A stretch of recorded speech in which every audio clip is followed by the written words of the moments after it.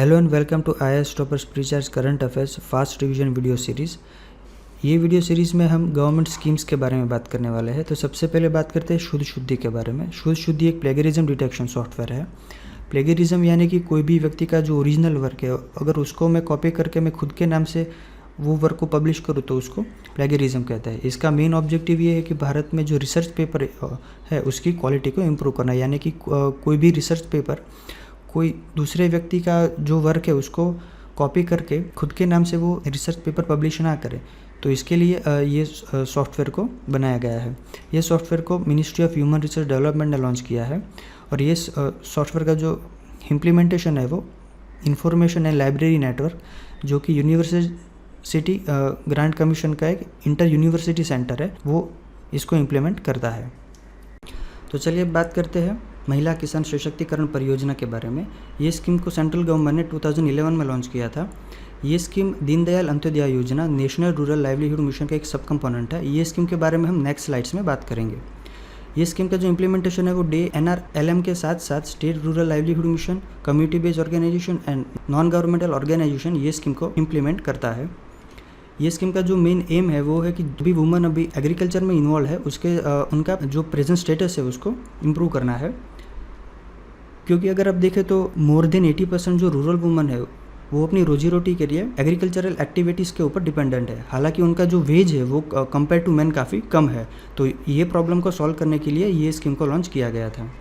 ये स्कीम के अंदर मेनली दो थीम्स है। सबसे पहले है सस्टेनेबल एग्रीकल्चर और दूसरा है कि जो नॉन टिम्बर फॉरेस्ट प्रोड्यूसर है उनकी लाइवलीहुड को इम्प्रूव करना है। फंडिंग की बात करें तो ये स्कीम में सेंटर और स्टेट का जो फंडिंग रेशियो है वो 75:25 है और north east and hill states में सेंटर का कंट्रीब्यूशन 90% होगा।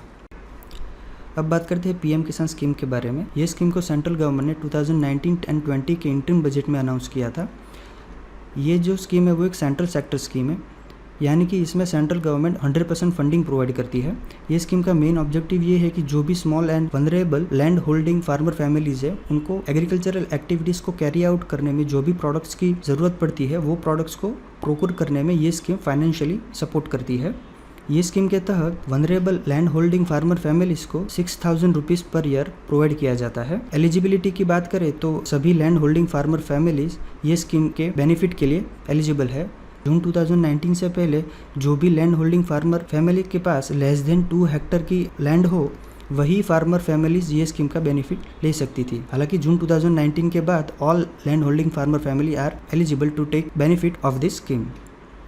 इसका टोटल बजट है 75,000 करोड़ एन्युअली। नेक्स्ट है मार्केट इंटरवेंशन प्राइस स्कीम। ये स्कीम की बात करें तो जो भी पेरिशेबल एंड हॉर्टिकल्चरल कमोडिटीज़ है उनकी अगर मार्केट में प्राइस डाउन होती है कोई भी कारणसर, आइदर ऑफ हायर प्रोडक्शन या और कोई भी कारणसर, तो सेंट्रल गवर्नमेंट जो है वो ये फॉल को मेकअप करने के लिए स्टेट गवर्नमेंट को फाइनेंशियली सपोर्ट करता है। ये स्कीम जो है वो department of agriculture and corporation के द्वारा ओनली ऑन स्टेट गवर्नमेंट की रिक्वेस्ट पे ही ये स्कीम को इम्प्लीमेंट किया जाता है।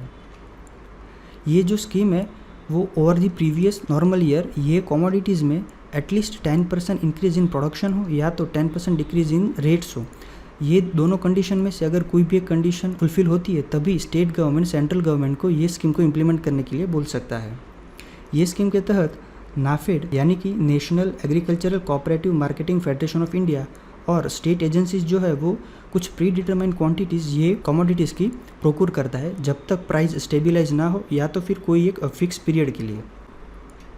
ये एक एडहॉक यानी कि एक टेम्पररी मैकेनिज्म है, ये कोई परमानेंट मैकेनिज्म नहीं है। फंडिंग की बात करें तो ये स्कीम के तहत स्टेट्स को कोई भी फंड अलोकेट नहीं किया जाता है। हालांकि जो पेरिशेबल एंड हॉर्टिकल्चर कमोडिटीज़ की प्राइस डाउन जाने से जो भी लॉसेस हुए हैं वो सेंट्रल एंड स्टेट गवर्नमेंट के बीच में 50-50 बेसिस पे शेयर किए जाते हैं। नेक्स्ट स्कीम है प्रधानमंत्री किसान मानधन योजना। ये scheme ministry of agriculture and farmers welfare की सेंट्रल सेक्टर स्कीम है। ये स्कीम एक voluntary and contributory pension scheme है। कंट्रीब्यूटरी यानी कि जो भी बेनिफिशियरी है वो ये स्कीम में जितना रुपीज़ कंट्रीब्यूट करता है उतना ही सामने सेंट्रल गवर्नमेंट ये स्कीम में कंट्रीब्यूट करती है। एलिजिबिलिटी की बात करें तो सभी land holding small and marginal farmers जिनकी एज 18 to 40 ईयर्स के बीच में है वो ये स्कीम का बेनिफिट ले सकते हैं। Life insurance corporation of India ये स्कीम का पेंशन फंड मैनेजर है। इसके फीचर्स की बात करें तो ये स्कीम के जो बेनिफिशियरी है वो after attaining age of 60 years उनको मिनिमम 3,000 रुपीज़ का फिक्स्ड पेंशन मिलता है।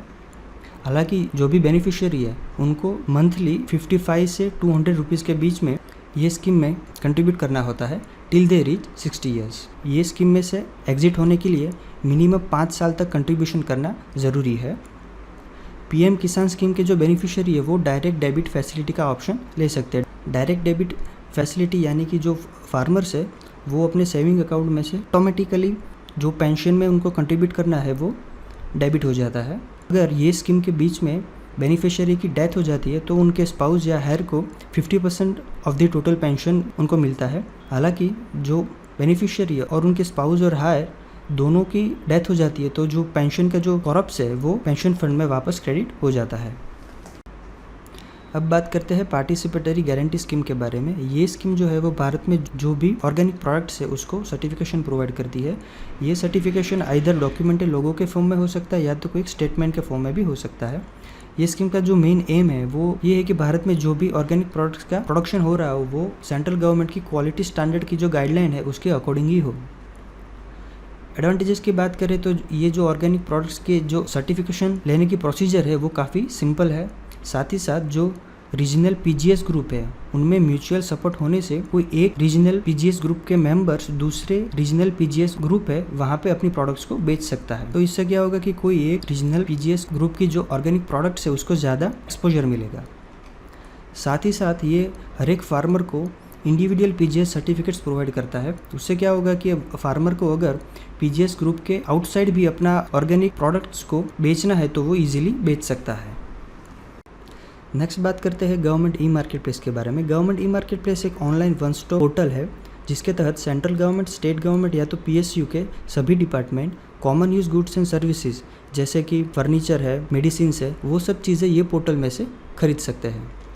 सेंट्रल गवर्नमेंट ने जनरल फाइनेंशियल रूल्स 2017 में एक रूल ऐड करके ये जो प्रोक्रूटमेंट है वो मैंडेटरी बना दिया है। इसके फीचर्स की बात करें तो जो सेंट्रल गवर्नमेंट, स्टेट गवर्नमेंट या तो पीएसयू के सभी डिपार्टमेंट ये पोर्टल में से कभी भी प्रोडक्ट्स को खरीद सकते हैं। इसमें कंटिन्यूस वेंडर रेटिंग सिस्टम भी है ताकि प्रोडक्ट की क्वालिटी है वो कंटिन्यूसली मेंटेन हो सके, और डिफेक्टिव प्रोडक्ट्स के लिए इसमें रिटर्न पॉलिसी का भी फीचर है। तो अब बात करते हैं निर्विक स्कीम के बारे में। निर्विक का फुल फॉर्म होता है निर्यात ऋण विकास योजना। ये स्कीम को export credit guarantee corporation of India ने लॉन्च किया है।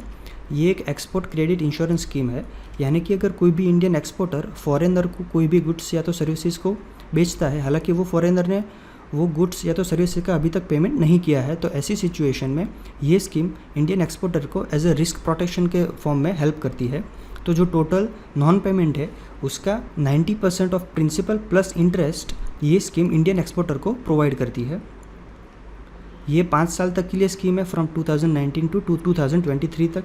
अब इसके फीचर्स के बारे में बात करें तो ये स्कीम के तहत इंडियन एक्सपोर्टर को हाई इंश्योरेंस कवर प्रोवाइड किया जाता है, और साथ ही साथ जो स्मॉल एक्सपोर्टर है भारत में वो जो मंथली या तो ईयरली ये स्कीम के तहत प्रीमियम पे करते हैं, वो प्रीमियम में भी काफ़ी रिडक्शन किया गया है। इंडियन एक्सपोर्टर को अगर फाइनेंशियल इंस्टीट्यूशन में से लोन लेना है तो उसकी प्रोसीजर को भी काफ़ी सिंप्लीफाई किया गया है, और साथ ही साथ इंडियन एक्सपोर्टर को जो लोन दी जाती है वो लोन के नंबर में भी काफ़ी इंक्रीज़ किया गया है।